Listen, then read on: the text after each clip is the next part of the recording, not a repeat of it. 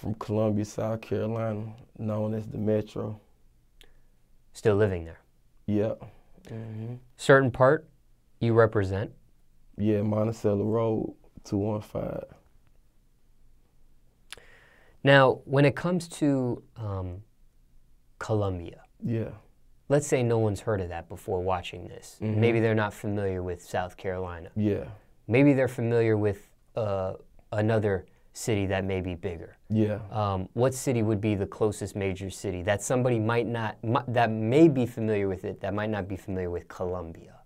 The next major city would be Charlotte, North Carolina. And how far is that? Probably like an hour and 20 minutes, hour and 30. Yeah. Now, when it comes to Columbia and growing up in Columbia,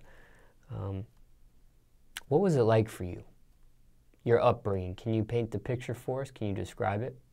Yeah,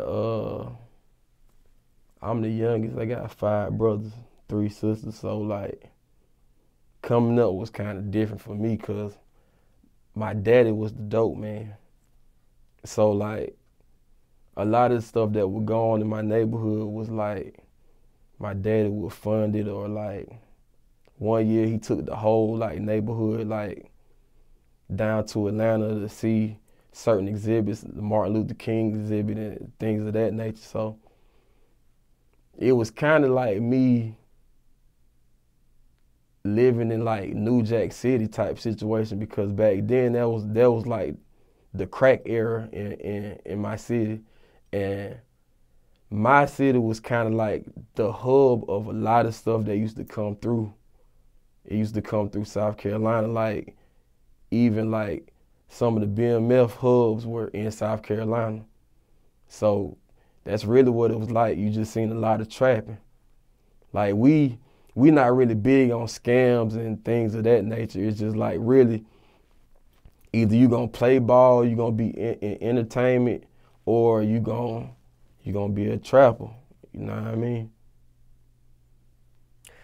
Growing up in that environment, did you end up trapping yourself? Yeah, it's kind of in you. Like even like sometimes you might try to be like I'm gonna go this route, but it always comes back full circle in some type of way. Even if you're not trapping, illegally you might find another way to trap, like with a business or something like that, you know what I mean? But you gotta come up with some type of ideas, because it's not a lot of opportunities in South Carolina. But as far as street activity, because Yeah. that was around you, Yeah. did you get involved with street activity? Oh yeah, most definitely.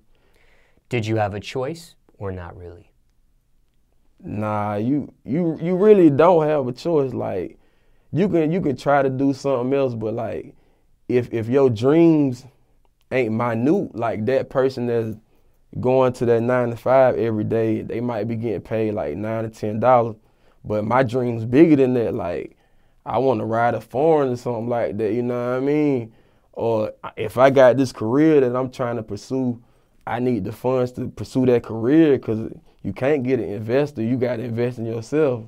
That's like mixing yourself. You might learn to mix your own song. You might learn how to get the video, shoot the video, edit the video yourself. Like it's just certain things that like when you in the environment and you're back against the wall, like you just got to make something shake. Word. So you were raised in it? Yeah, born in it. Yeah, born in it, raised in it. Yeah. Was it a rough upbringing? Yeah, but it's like a gorilla in the jungle. Like he don't know he in the jungle. You know what I mean? You just know it's lions, snakes, and bears out here. Like you just gotta maintain, but it's like regular everyday life to you. So it's like when people be like, man, how is it living in the hood or coming up in it?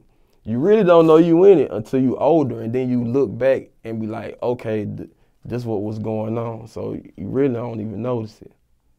What do you think your roughest moment growing up was for you? Seeing my daddy go to prison. Yeah, like the day my pops got locked up, it was like I was coming up the street on my bike. I was turning in the yard, like 12 cars, unmarked cars pulled up. When I was about to like go knock on the door, police officer grabbed me, boom, put his hand over my mouth so I couldn't say nothing. They had the battle round, boom, 3, boom, go in the house. So they got me sitting there, they got my dad sitting right there, they got all the drugs on the table, all the guns, all the money, and like the whole time the police like, look what you're doing to your son, look what you're doing to your son. So they was about to call child services, but like the way the neighborhood is, like it's Albert Road, but my grandmother stayed on this side, and then my other grandma stayed on the street called Walcott. So my family just really came up there and got me, so they wouldn't be able to call child services or whatever. Mm. But yeah, that was like one of the craziest moments. That's like a scene from a real movie. Yeah. The way you just described it. Yeah. How old were you at the time?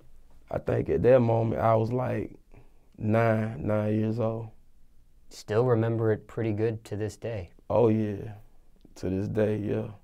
Were you crying at the time? Were you trying to yell and, you know, kind of give your dad a tip about what was about to happen, or? Yeah, I mean, that's always in you, because it's like, no matter what your parents go through, like, it's still like you being a boy, the way you look at your dad is just gonna be different. Like, it's just gonna be different than the love that you have for your mom.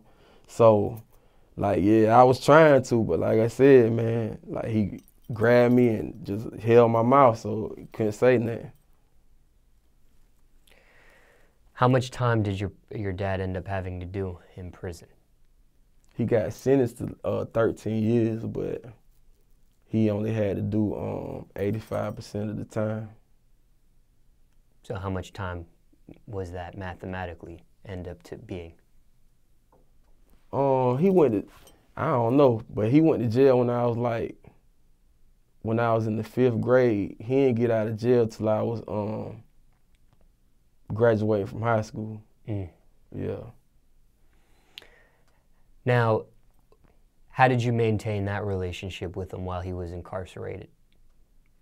My mom would take me to see him sometimes, but most of the time, like, she wouldn't, because, you know, she was trying to be a single mom. You know how that goes. So, like, it wasn't really moments that I could go see him or even talk to him. So, like, at that point, like, when you go from, like, getting all the newest Jordans and all this, like, then we had to move, because when he got locked up, we had to move to a whole nother side of town. So it's like, now I'm going to the 6th grade, like, I don't got the fly shoes that I'm used to. Now I gotta figure out like how I'm gonna get what I need to get. Now, he was locked up in federal prison? Nah, state. State prison. Yeah. So he wasn't too far away? No.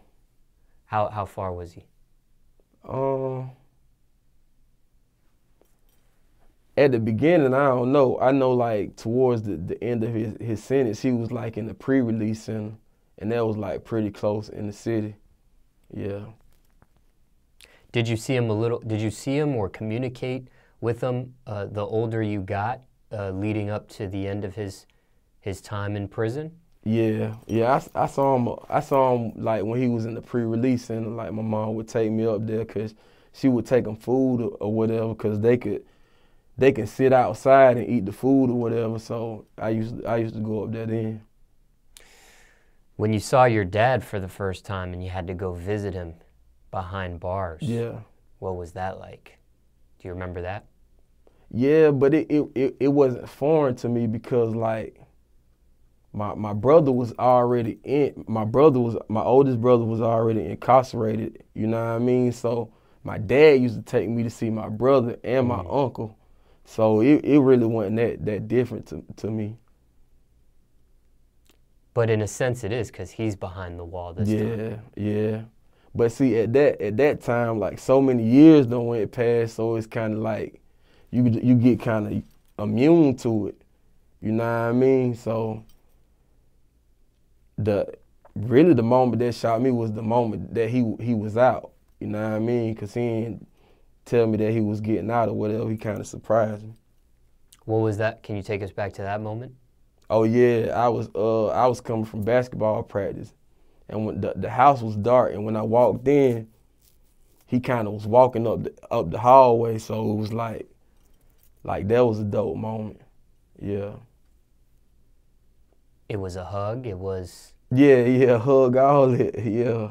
Tears? Nah, no tears, man. No tears. Nah. Now, you mentioned moving to this school and not having the fly stuff. Yeah. Was it around that time that you delved into street activity yourself to get this type of stuff? Nah, at that moment, like, that's like 6th grade. Like I said, I got older brothers, so at that moment, I used to just wear like my brother's shit. Like, even if it was big and whatever, like, if he had that Tommy Hilfiger was popping in, so I just wear his shit. Like, maybe the shoes was like too big, but I put socks in the top of them, you know what I mean, so they could fit. How young were you when you did start indulging in street activity yourself? Probably like junior year of high school. Yeah, probably junior year of high school. Why go that route? Why make that decision at that time?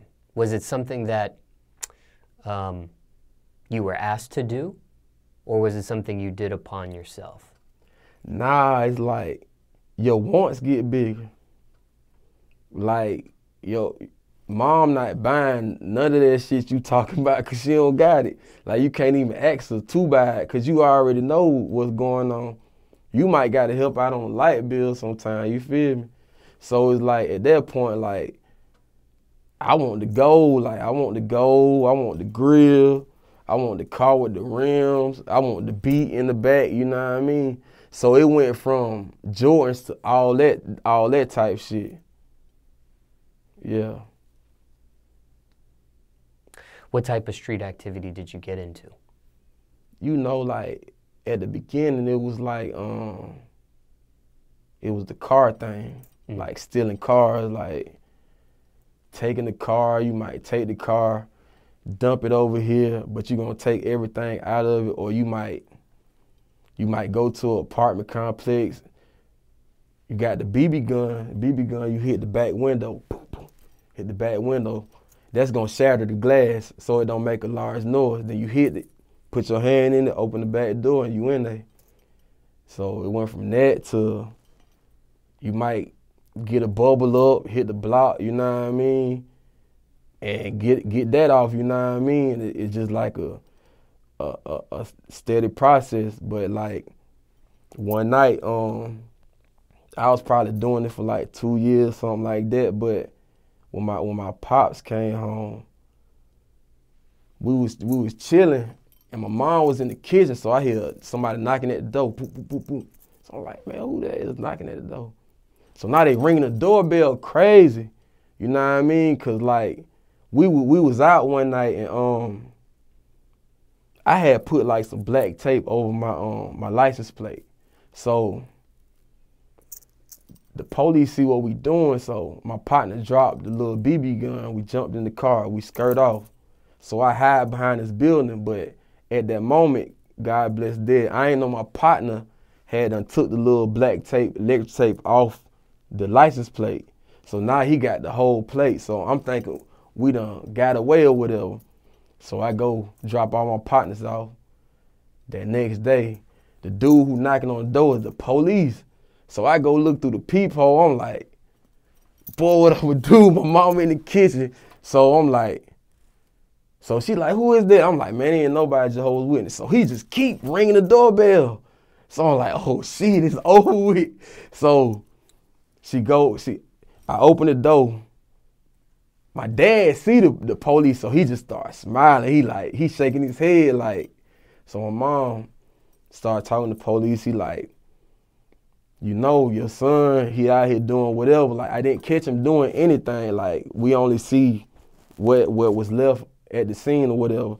And he was like, between this time and this time, we can charge him with 200 cars. So whatever car that, if anything happened to any car between that time period, we can charge him with it, basically. So after that, I was done. I was like, nah, I can't fuck with that car shit no more. Word. Now, just dealing in street activity. Yeah. You had a taste of what some of the consequences indulging in street activity can be, which is incarceration. You saw it with an older brother. Yeah. You saw it with an uncle. Your dad used to take you to go see these people, and then he ends up being behind bars and doing time himself. Yeah. That didn't scare you away from making this type of decision while you were a teenager? Nah, man, cause it's like, it's different. Like if I was on like in the suburbs and I was going to a good school and I was doing, you know, playing sports with the girls or whatever, and I come home, dinner is on the table, everybody at the table eating together. But my circumstances was never that. Like it's hard to explain. It's just different when you growing up in that type of environment. Like it is like, you can say like you don't want this and want that, but when you grow up just seeing that all the time, and that's the type of things that you look up to. Like I couldn't look up to a stockbroker or a lawyer or a doctor because I was never around it ever. So I looked up to my pops, the nigga with the big chain, with the big ass Cadillac coming up, you know what I mean? So that's what it was. Any regrets dealing with the street activity? Nah, because it just make you strong. It make you who you are. Was it worth it? Was the risk worth the reward or what you got out of it, thinking back? Nah, man, I don't never think the risk is worth the reward. You just see something that you have a dream that you wanna, like, I wanna be this person, and you don't know no other type of way to go get it. Like, it's not no blueprint. Like, if you don't see somebody showing you, that's like with credit.